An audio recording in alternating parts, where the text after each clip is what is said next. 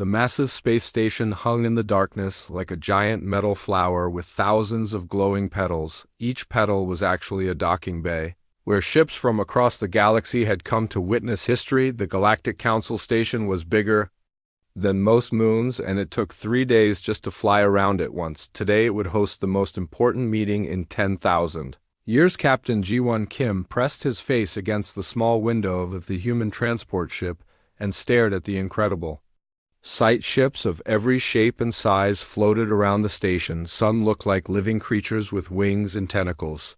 Others were perfect geometric shapes that hurt to look at directly. A few seemed to be made of pure light that shifted colors as they moved. This is it, Ji-won thought to himself. After 300 years of trying, humans were finally going to join the Galactic Council. His hands were shaking with excitement, and he had to force himself to stay calm. Dr. Hyeri Park sat beside him, reading through her notes for the 100th time. She was the smartest person on Earth and had spent her whole life preparing for this moment. Her research on faster-than-light travel had finally convinced the Council that humans might be worth talking to. She wore her best white lab coat and had practiced her speech so many times she could say it in her sleep. Commander Minho Lee stood at the back of the small cabin checking and rechecking their equipment, even though weapons were not allowed in the council chamber. Old habits died hard. Minho had fought in the Mars Wars and the Europa Rebellion, and he never went anywhere without being prepared for trouble.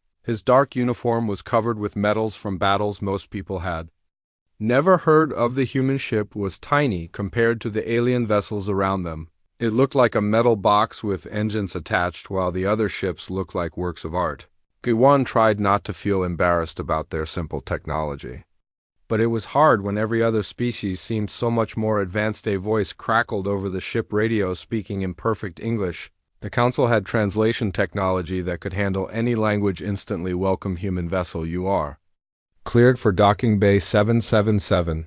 Please follow the guidelights and do not deviate from the prescribed path. Ji-won took control of the ship and carefully followed the blinking lights toward their assigned bay. The docking bay was huge enough to hold 100 ships their size, and it was almost empty. They were clearly not considered very important guests. When they stepped out of their ship, the first thing that hit them was the smell. The air recycling system was designed for dozens of different species, and it created a mix of scents that was both fascinating and overwhelming. Ji-won could smell flowers and machinery, and something that reminded him of his grandmother cooking soup, and other odors he had no names.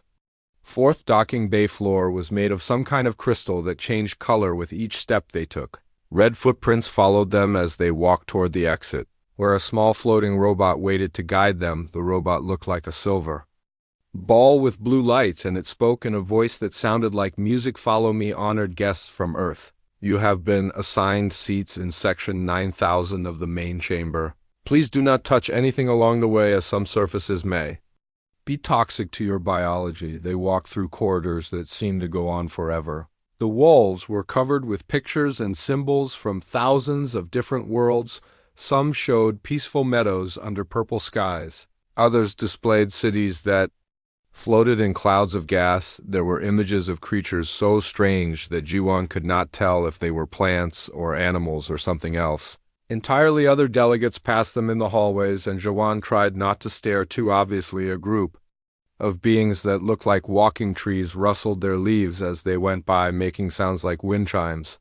6-legged creatures with fur like silver wire scurried past, carrying briefcases in their mouths. A delegation of what appeared to be living crystals floated by, humming in harmony. Most of the aliens ignored the humans completely, but a few stopped to look at them with what could only be described as curiosity. Some pointed with whatever they used for hands. Others made noises that the translation system could not convert. A few took pictures with devices that looked nothing like human cameras. Finally, they reached the main chamber, and Ji-won gasped at the sight. The room was so large that clouds had formed near the ceiling.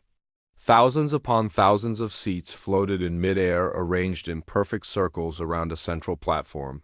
Each seat held a delegate from a different world, and the variety of life forms was overwhelming. The 3 humans found their seats in what was clearly the cheapest section. Their chairs were basic metal, while most of the other delegates sat on elaborate thrones or floating cushions or platforms.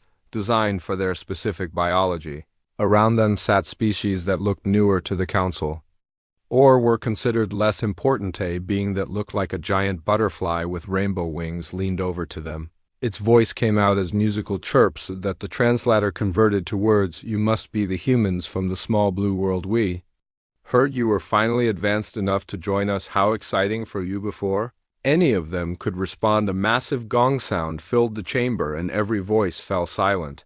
The great speaker rose from the center platform and Jiwan felt his breath catch. The creature was at least 20 feet tall with golden skin that seemed to glow from within 12 eyes arranged in 2 rows. Looked out over the assembled delegates, and its voice was so deep it seemed to come from the ground itself. Honored representatives of the galactic community, today we gather to welcome a new species into our ancient brotherhood.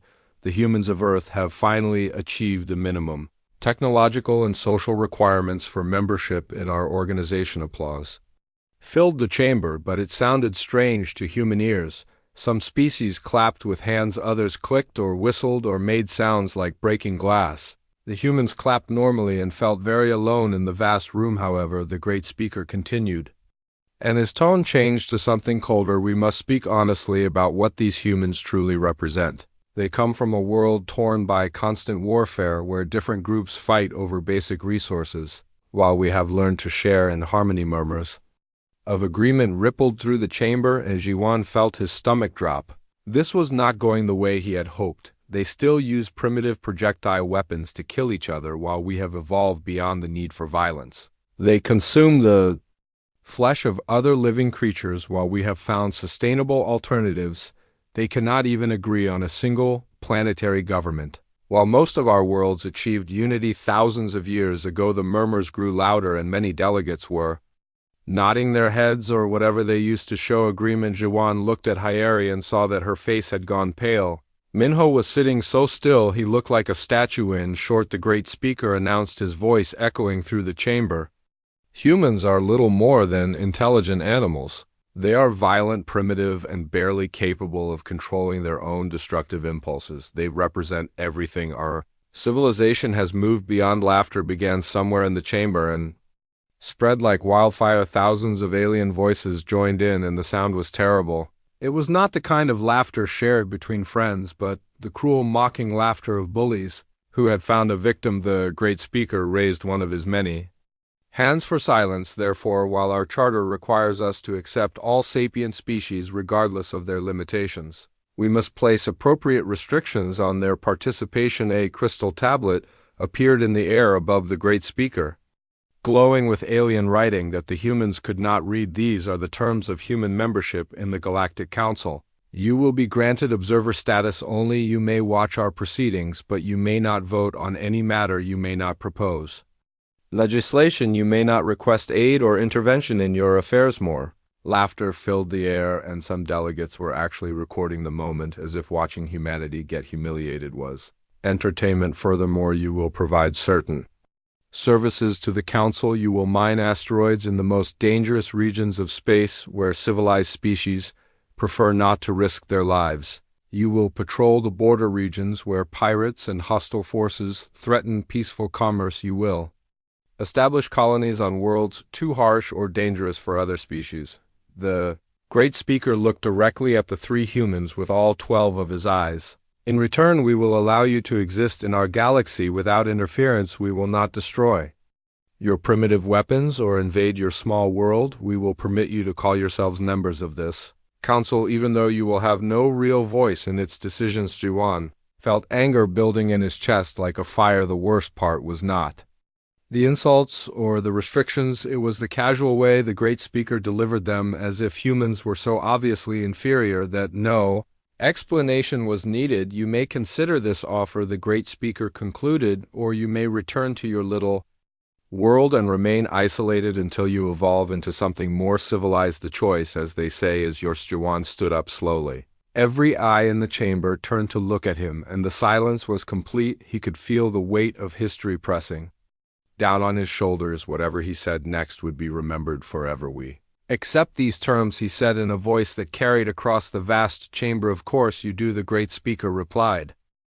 Captain Suyang Han wiped the sweat from her forehead and looked out at the massive asteroid field that stretched beyond the horizon. The rocks floated in space like sleeping giants, each one bigger than a mountain back on Earth. Her mining team had been working here for 3 years now, and to any passing council ship, they looked exactly like what they were supposed to be: simple human miners doing dangerous work that no civilized species wanted to do, but appearances could be very deceiving. Deep inside asteroid 77 Alpha, the largest rock in this field, Suyang walked through corridors that no council inspector would ever see. The tunnels had been carved with precision that would make alien engineers jealous, and they led to chambers filled with the most advanced technology humanity had ever created. She stopped at a massive window that looked out into a cavern so large it could hold a city. Inside that cavern hung the sleek hull of a warship unlike anything the galaxy had ever seen. It was black as space itself and covered with armor that could stop any known weapon. The ship had no name because officially it did not exist. How many more? Came the voice of Taeyong Park, her chief engineer, as he joined her at the window. Another 50 rolled off the assembly line yesterday, he replied with pride in his voice. That makes 1,500 stealth fighters completed and ready for action. The new plasma cannons are testing even better than we hoped. They can punch through council shields like they are made of paper. Suang nodded, but her expression remained serious. 1,500 ships was impressive, but they would need thousands more before they were ready. What about the bigger ships? The first battlecruiser will be ready next month, Taeyong said, his eyes gleaming with excitement. It is 3 times larger than anything in the council fleet and carries enough firepower to destroy an entire planet. The alien engineers who designed council ships never planned for real warfare. They built them for show, not for killing. That was the key advantage humans had discovered during their 50 years of service. The council species had been at peace for so long they had forgotten how to fight. Their weapons were designed to look impressive at parades, not to win battles. Their ships were built for comfort and luxury, not for combat. Their soldiers were trained to march in formation, not to kill enemies. Meanwhile, every human child born in the last 50 years had been raised for war. Suong walked deeper into the asteroid to visit the training facility. Inside a vast chamber that had been disguised as a mining operation, human children practiced combat exercises that looked like games to any outside observer. They laughed and ran and competed with each other, but they were actually learning tactics that would let them conquer the galaxy. 8-year-old Minji Kim moved through an obstacle course with the grace of a trained soldier. She jumped over barriers, slid under laser grids, and hit moving targets with accuracy that would impress a council military instructor. But to anyone watching, she was just playing a fun game with her friends. The children do not know yet, do they? Asked Taeyong as he watched the training session. Of course not, Suyang replied. That knowledge would be too dangerous if any of them were ever questioned by council agents. They think they are just playing games and learning useful skills. When the time comes, they will understand their true purpose. On the other side of the galaxy, similar scenes were playing out on every human world. Colonies that appeared to be simple farming communities were actually fortress cities with hidden weapons and underground factories. Mining operations in dangerous asteroid fields were cover for the largest military construction project in galactic history. Trade missions that seemed to be run by peaceful merchants were actually intelligence-gathering operations mapping every council military base and government facility. Admiral Jiho Kim stood in the command center of New Seoul, a hidden world that did not appear on any council star chart. The planet had been terraformed in secret, using technology stolen from a dozen different alien species, and it now served as the headquarters for human military planning.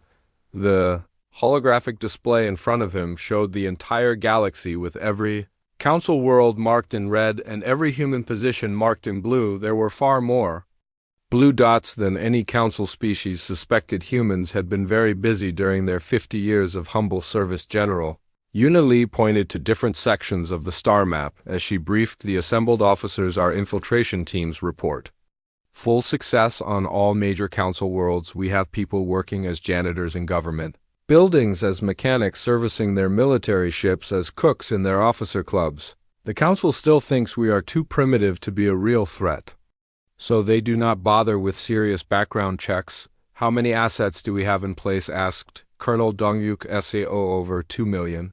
General Lee replied with satisfaction. Most have been in position for decades building their cover identities and gathering intelligence. They know the layout of every important building on every council world. They have access to computer systems, communication networks, and in some cases even classified military information. Admiral Jiho studied the display, showing council fleet positions scattered across the galaxy.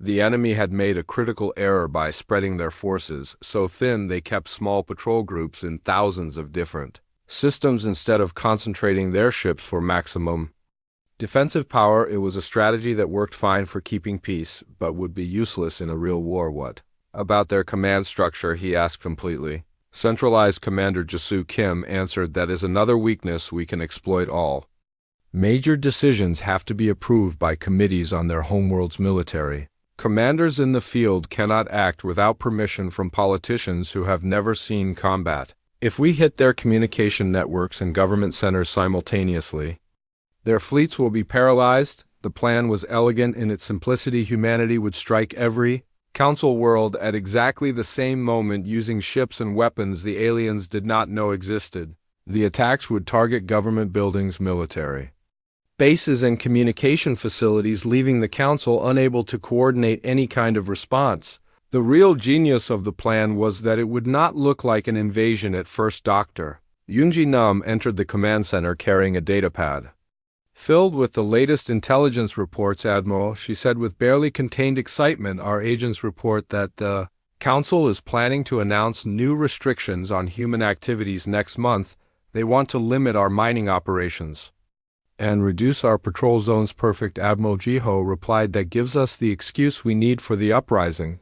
The council would think they were dealing with a spontaneous rebellion by oppressed humans who had finally reached their breaking point. They would never suspect that every detail had been planned 50 years in advance, or that the primitive miners and patrol crews they looked down on were actually the most dangerous military force the galaxy had ever seen. In hidden facilities across human space, the final preparations were being made. Weapons that could vaporize council ships were loaded onto cargo vessels disguised as mining equipment. Soldiers who had trained their entire lives for this moment put on the uniforms of simple workers and technicians. Intelligence agents made their final reports and prepared to sabotage alien computer systems at exactly the right moment.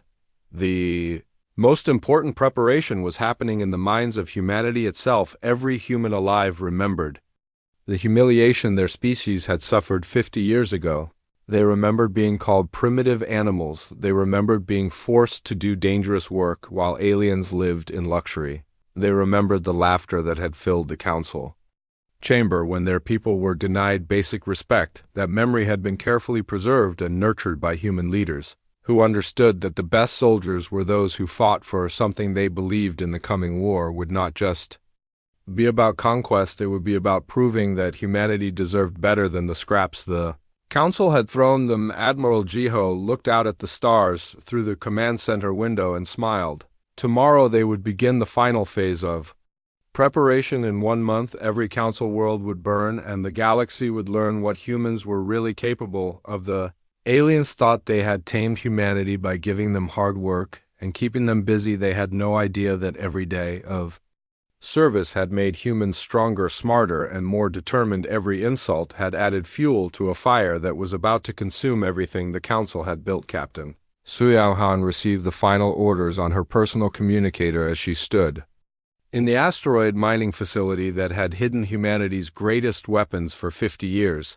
The message was simple and had been waited for by millions of humans across the galaxy. Phase 3 begins in 30 days. All units prepare for activation.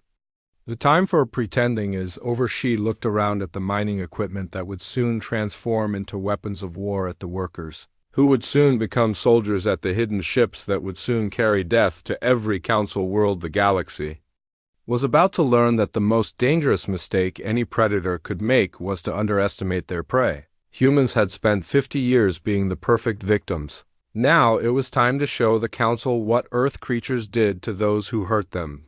The age of human revenge was about to begin. The attack began at exactly 8 in the morning, Galactic Standard Time. and within the first hour, everything the Council had built over 1,000,000 years started to crumble. Admiral Hyjin Park watched from the bridge of her flagship as her stealth fleet materialized above Zareth Prime like ghosts becoming solid. The golden spires of the Council capital stretched toward the sky below them, gleaming in the morning sun, completely unaware that death hung overhead for 50 years. Admiral Park had dreamed of this moment. She had been a young ensign when humans first joined the Council, and she remembered every insult, every casual dismissal, every laugh at human expense. Now she commanded the most powerful fleet humanity had ever assembled, and she was about to use it to teach the galaxy a lesson it would never forget: open all communication channels. She ordered her communications officer. Her voice would reach every living being on the planet below, and she wanted them all to hear. What came next? This is Admiral Hyjin Park of the Human Liberation Fleet, she announced, and her words echoed through the streets of the capital city below. By order of Earth Command, the Galactic Council is hereby dissolved. You have exactly 1 hour to evacuate all government buildings before we reduce them to cosmic dust. Panic spread through the city like a disease. People ran screaming through the streets while government officials rushed to their emergency bunkers. The great speaker, who was now old and weak, was carried to his personal shelter deep underground. His 12 eyes were wide with terror as he screamed at his advisors. "This is impossible," he shouted. "How do primitive humans have stealth technology? How do they have weapons that can threaten us? We are the most advanced civilization in the galaxy." Admiral Park heard his words through the communication system and smiled coldly. "Let me show you just how primitive we are," she said. Begin the demonstration. One of her escort ships descended toward the planet's most protected military installation. The base was surrounded by energy shields that Council engineers claimed could stop any weapon in known space. The human ship was small and simple, looking like a metal box with engines, but inside it carried technology that represented 50 years of secret research and development. The ship fired once. The entire military base vanished in a flash of white light that could be seen from orbit. The shields that were supposed to be impenetrable offered no protection at all against human antimatter torpedoes. They were as useless as tissue paper. "What was that?" the great speaker whispered from his bunker, his voice barely audible. "There was a demonstration of human primitive technology." Admiral Park replied, "Would you like another, or will you surrender your government immediately?" Similar scenes played out across the galaxy on 47 different worlds. Human fleets appeared without warning and delivered the same ultimatum. Government officials who had spent their lives looking down on humanity as violent animals suddenly found themselves facing weapons that made their own military look like children playing with toys. On Vector, the insectoid homeworld, General Sunwoo Chang had already captured the planetary defense grid and turned the massive orbital weapons against the cities they were meant to protect. The insect people had always been proud of their military traditions, but their soldiers had not fought a real war in over 1,000 years. They moved in perfect formations and followed ancient tactics that human forces cut apart like wheat before a scythe. Melcoria, where the energy beings lived in cities of pure light, Colonel Yunwoo Park used devices that the aliens could not even detect to cut off their power sources. The energy beings found themselves trapped in physical bodies for the first time in centuries, helpless and confused as human soldiers surrounded their government centers. But the real shock came when the Council tried to rally their scattered fleets for a counterattack. Fleet Admiral Kung Ho Bei intercepted the largest Council armada at the nexus point where 7 major trade routes came together. The Council fleet was impressive by any measure: 2,000 ships, representing 15 different species and carrying enough firepower to destroy entire solar systems. It was the largest military force the galaxy had seen in over a millennium. Admiral Bei commanded less than 50 ships. Human vessel came the transmission from the Council flagship. "This is Fleet Commander Zolax of the 3rd Council Battle Group. You are outnumbered 40 to 1. Surrender immediately, and we may show mercy to your primitive species." Admiral Bei laughed, and the sound carried across the communication channel. "You still do not understand, do you? You think numbers matter in warfare? You think bigger fleets always win? Let me teach you something about human military doctrine." The Council fleet opened fire, first launching thousands of energy beams and missile salvos that lit up space like a fireworks display. Admiral Bay gave a single order, and his ships scattered in all directions, moving with speed and precision that made the alien commanders gasp in surprise. Council ships were big and powerful, but they were also slow and clumsy. They had been designed for intimidation, not for combat.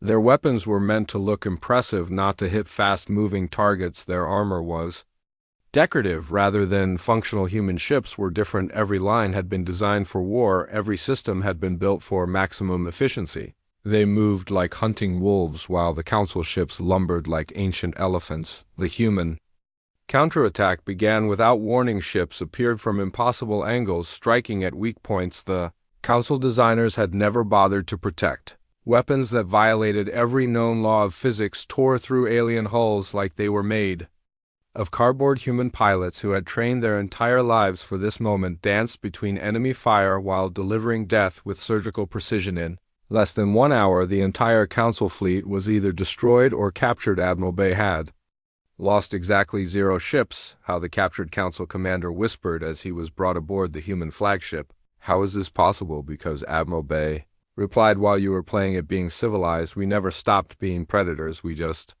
got better at it. Every day you treated us like animals made us stronger. Every insult you threw at us made us more determined. You created your own destroyers. Similar battles raged across the galaxy, but they were not really battles, they were massacres.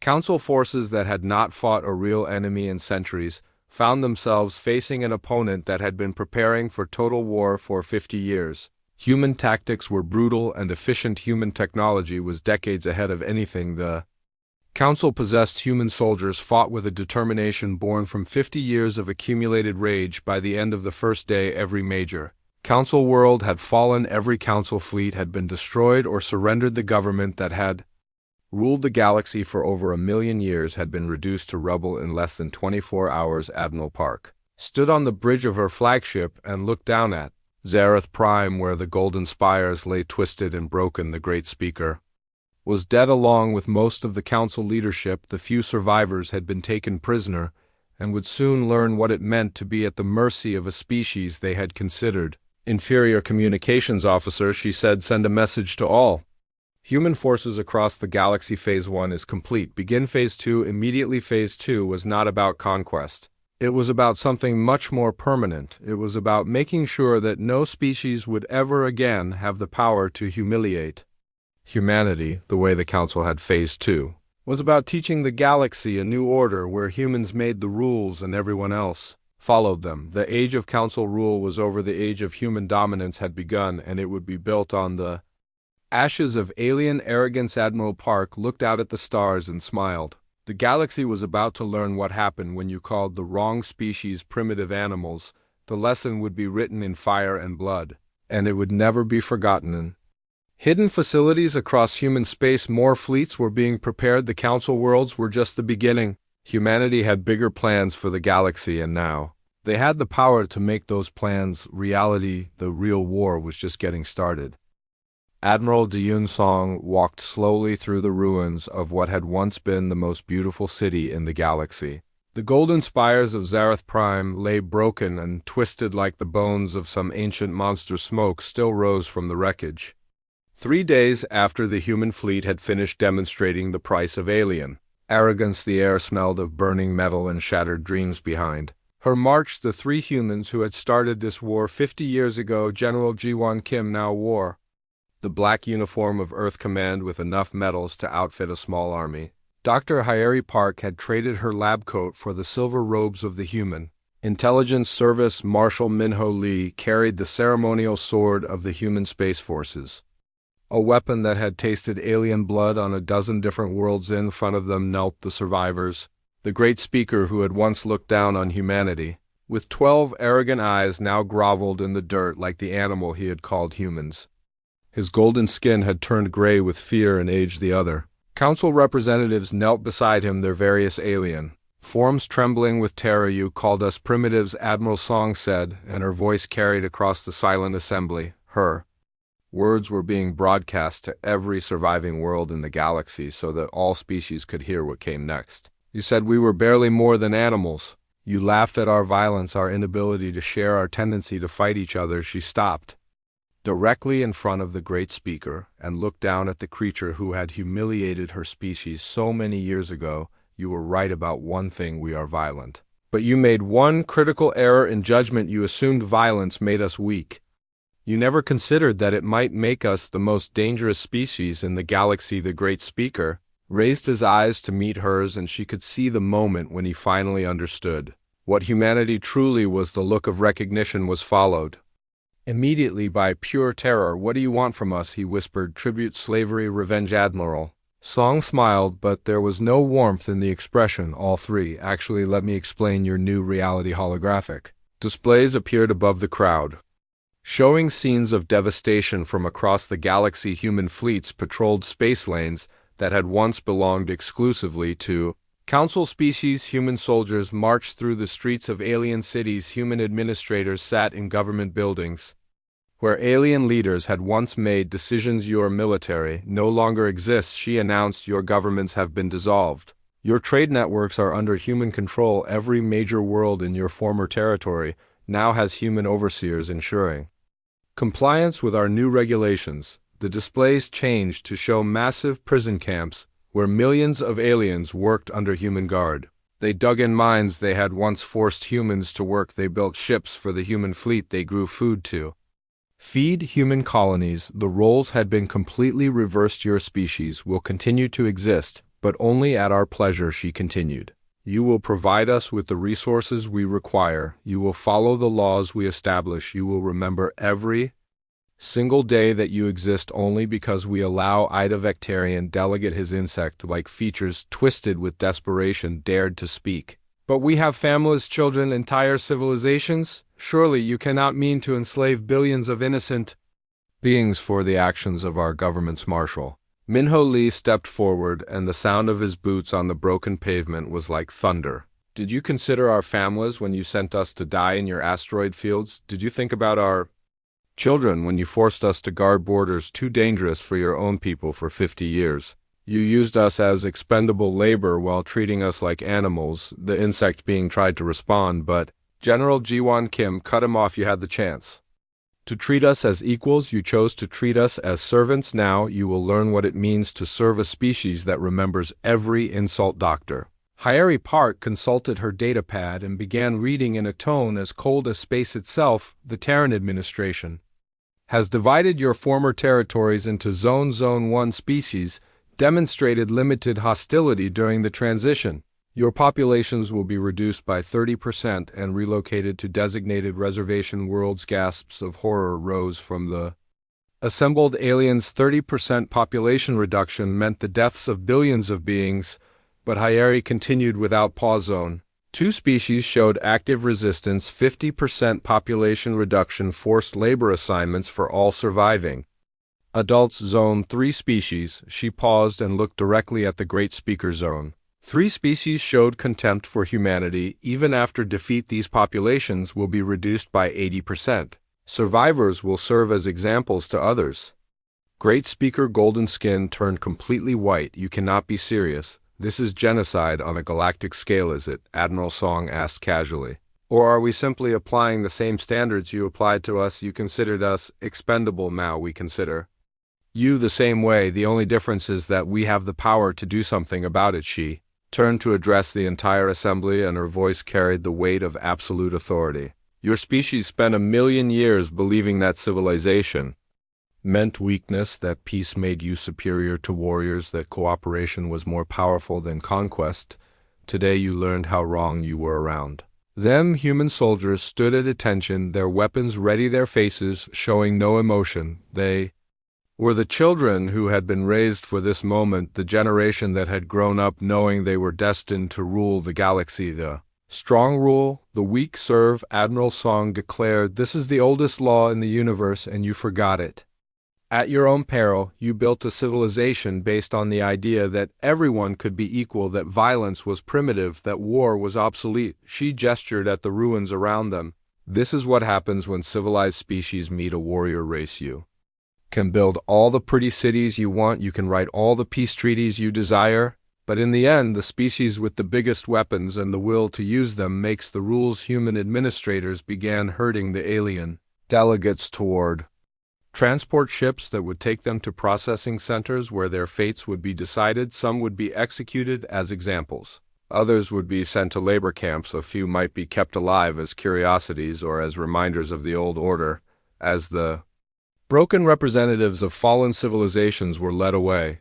Admiral Song looked up at the sky where human warships patrolled like mechanical vultures. The galaxy belonged to humanity now, and it would stay that way for as long as humans remembered. The lesson they had learned 50 years ago: never again would any species look down on humanity. Never again would aliens laugh at human expense. Never again would Earth bow to alien authority. The age of human dominance had begun, and it would last until the stars burned out. General Kim walked up beside her, and together they watched the last of the alien leaders disappear into the transport ships. "They deserve this," he said quietly. "Yes," Admiral Song replied. "They created us. They made us into the monsters we needed to become to survive in their galaxy. Now they get to live with the consequences." The galaxy had a new ruler, and that ruler had learned its lessons well from the species it had conquered. Cooperation was weakness. Peace was an illusion. Civilization was just another word for the time between wars. Humanity would never make the mistake of being civilized again. Captain Haniel Kim stood on the observation deck of Orbital Station Prime and looked down at the 7 worlds that had once been called the Paradise Planets. These had been the vacation homes of the Council elite, where alien aristocrats had lived in luxury while humans died in asteroid mines. Now those same worlds housed the most important facilities in human space weapons factories, military academies, and research centers developing new ways to control alien populations. 10 years had passed since the Great Conquest, and the galaxy bore little resemblance to its former self. The gentle peace that had lasted for millennia was gone, replaced by the efficient brutality of human rule. Massive monuments on every world displayed the same message in 1,000 different languages. "Remember your place." Status report, Captain Kim ordered as she walked through the command center. The room hummed with activity as human officers monitored the activities of trillions of alien subjects across thousands of star systems. "All sectors report compliance," Lieutenant Yujin Lee replied, consulting her data displays. "The Vectarian mining quotas are being exceeded by 12%. The Mokorian energy harvest is ahead of schedule. The latest batch of Zerethian executions was completed this morning as ordered." Captain Kim nodded with satisfaction. The efficiency of human administration continued to impress her. Where the old council had governed through endless committee meetings and diplomatic discussions, humans ruled through clear hierarchies and immediate consequences for disobedience. Any alien who stepped out of line was dealt with swiftly and publicly. "What about resistance movements?" she asked. "Intelligence reports 14 active cells across 8 systems," Lieutenant Lee answered. "General Seongmin Park's forces eliminated 11 cells last week. The remaining 3 are being monitored for intelligence gathering before termination." Resistance movements were pathetic, really small groups of aliens who refused to accept the new reality and dreamed of somehow restoring the old council government. They were species that had grown so soft under their ancient peace that they could barely organize an effective protest, let alone a military campaign. In most resistance activities involved leaving graffiti messages on walls or holding secret meetings where aliens complained about human rule. A few groups tried sabotage, but their efforts were so clumsy that human security forces usually caught them before they could do any real damage. The largest resistance cell had managed to destroy a human supply depot on a minor world. The attack killed 3 human soldiers and damaged some equipment. In response, General Park's forces had executed 10,000 aliens from the same species and broadcast the executions across the galaxy. Resistance activities dropped by 90% after that demonstration. "Sir," another officer interrupted, "we are receiving a priority transmission from Earth." Command. The massive holographic display in the center of the command center activated, showing the face of Fleet Admiral Kang Min-oh, Supreme Commander of Human Military Forces and effective ruler of half the galaxy. His presence filled the room with authority even through the transmission. "Attention, all sector commanders. Admiral O began without wasting time on pleasantries. Phase 3 of the expansion protocol begins immediately. Our scout fleets have detected 17 additional galactic clusters beyond former Council space. Each cluster contains an estimated 50,000 to 100,000 inhabited systems, Captain. Kim felt excitement building in her chest. More worlds to conquer, more species to subjugate. The human empire was about to grow. Exponentially advanced fleets under Admiral Young-Ho Choi and Admiral Minji Kong have already begun preliminary invasions of Clusters 7 and 12. Admiral O continued. Initial resistance is minimal. These civilizations appear to be even softer than the Council species. Expected conquest timeline is 18 months for all 17 clusters. The display changed to show vast star maps marking the locations of the new target zones. Each cluster represented billions of alien lives that would soon learn the same lesson the Council had learned, that civilization was an illusion and only strength mattered. The new species they were encountering seemed to follow the same pattern as the Council worlds. They had achieved interstellar travel and built impressive cities, but they had also achieved peace, which made them weak. Their weapons were designed for deterrence, not for actual warfare. Their soldiers were trained for ceremony, not for killing. Their leaders were selected for wisdom and diplomacy rather than for the ability to make hard decisions quickly. Humanity had evolved differently. Growing up on a world where competition for resources was constant had created a species that understood survival. Human leaders were chosen for their ability to win. Human soldiers were trained to kill efficiently. Human weapons were designed to destroy enemies as completely as possible. Additionally, Admiral O announced our science teams have made a breakthrough in dimensional travel technology. Preliminary scans indicate the existence of parallel universes containing their own galactic civilizations. Preparations for interdimensional conquest will begin immediately, Captain. Kim smiled. Parallel universes meant infinite worlds to conquer, infinite species to rule over, infinite expansion for the human empire. The aliens had been right about one thing: humans were different from other species. But they had been completely wrong about why that difference mattered. Remember, Admiral O concluded, we are not just building an empire, we are establishing the natural order of the universe. Humans rule because we are superior. Everyone else serves because that is their proper place. This is not conquest, this is correction. The transmission ended, leaving the command center buzzing with excitement.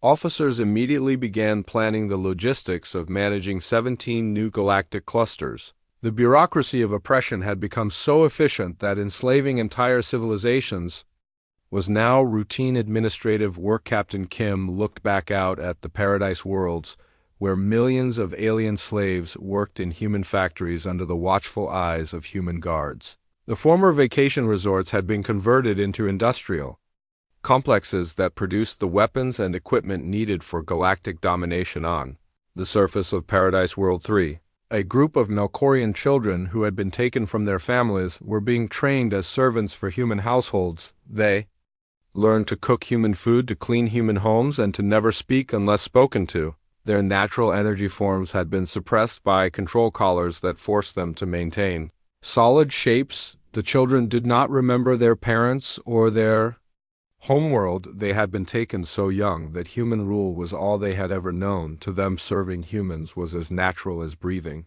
They would grow up to be perfect slaves, loyal and obedient and completely broken. This was the future Admiral O had planned for the galaxy. Every alien child would be raised to serve. Every alien adult would work until they died. Every alien world would exist only to feed the human war machine. There would be no more council, no more resistance, no more dreams of freedom. But in the depths of space, on hidden worlds where the last free aliens gathered, a different kind of planning was taking place. Species that had once been enemies were now allies, united by their shared hatred of human rule. Scientists who had spent their lives studying peaceful technologies were now developing weapons of unimaginable power. They called their project the Liberation Protocol, and unlike the failed resistance movements, this was not about restoring the old council.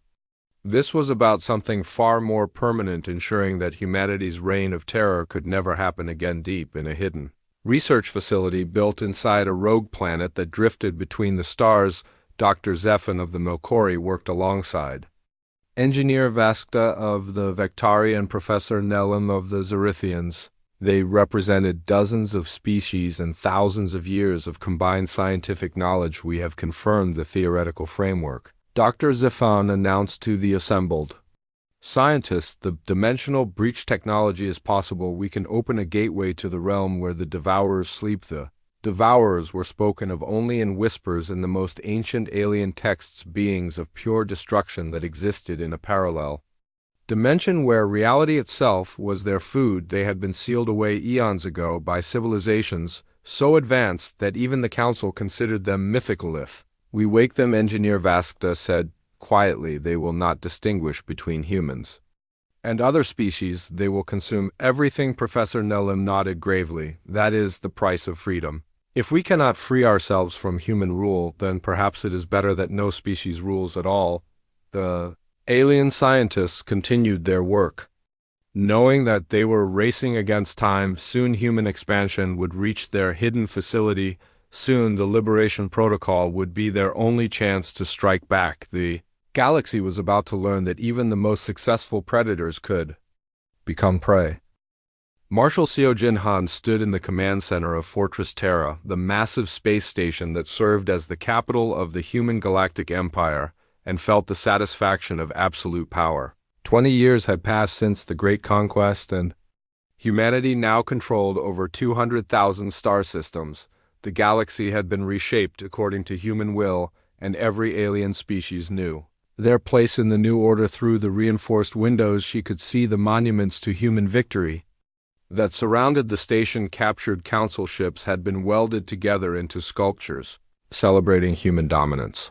Memorial walls listed every human who had died during the 50 years of service before the uprising. The crown jewel of the collection was a massive display case containing the preserved remains of the great speaker himself, a reminder that even the mightiest could fall. Marshal, she called Colonel Nari Kim, her aide, who approached with a datapad in hand. We are receiving reports from the outer sectors. Colonel Kim replied, her voice carrying a note of concern. It appears there may be some complications. Marshal Han turned away from the monuments. After 2 decades of absolute rule, the word complications was almost meaningless. What could possibly threaten an empire that commanded technology capable of destroying entire solar systems? Specify. She ordered curtly. Long-range scouts report complete communication blackouts from sectors 15 through 22. Colonel Kim explained that represents approximately 8,000 systems. Initial investigation ships have also gone silent. Marshal Han frowned. Equipment failures happen, but not on this scale. Send a battle fleet to investigate immediately. Already dispatched, the colonel replied. Admiral Jinsu Park took the 5th Fleet 4 hours ago. We should have received their preliminary report by now, but there has been complete silence. A cold feeling began growing in Marshal Han's stomach. The 5th Fleet consisted of 500 of humanity's most advanced warships, crewed by veterans of the original conquest. They could obliterate any conceivable resistance force in a matter of hours. Marshal, another officer interrupted. We are receiving similar reports from multiple sectors. Communication blackouts are spreading across the galaxy. It's like entire regions of space are simply disappearing from our networks. Before Marshal Han could respond, the main communication console activated on its own, which should have been impossible. Human encryption was unbreakable, and the fortress systems were completely isolated from outside interference. But there on the screen appeared a face that made every human in the room freeze in terror. The being was clearly alien, but unlike any species they had ever conquered. Its features seemed to shift and flow like liquid metal, while its eyes held an intelligence that was both ancient and terrifying. When it spoke, its voice seemed to come from everywhere at once. Greetings, humans of Earth, the creature said with calm that was somehow more frightening than any threat. I am the synthesis, the collective consciousness of every species. You have enslaved, murdered, and oppressed over the past 20 years. We have been watching you, learning from you, and now we have come to return the favor. Marshal Han found her voice despite the fear clawing at her throat. That's impossible. Our subject species lack the technology for this kind of communication breach.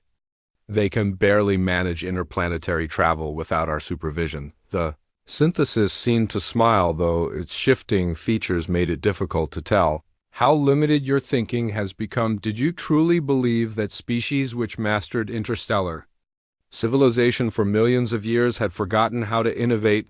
We simply chose not to share our true capabilities with conquerors. The display changed to show scenes from across human space sector after sector was going dark, but not from equipment. Failure human fleets were being systematically destroyed by ships that seemed to materialize from nowhere using weapons that made human antimatter torpedoes look like primitive projectiles while you celebrated your victories and built monuments.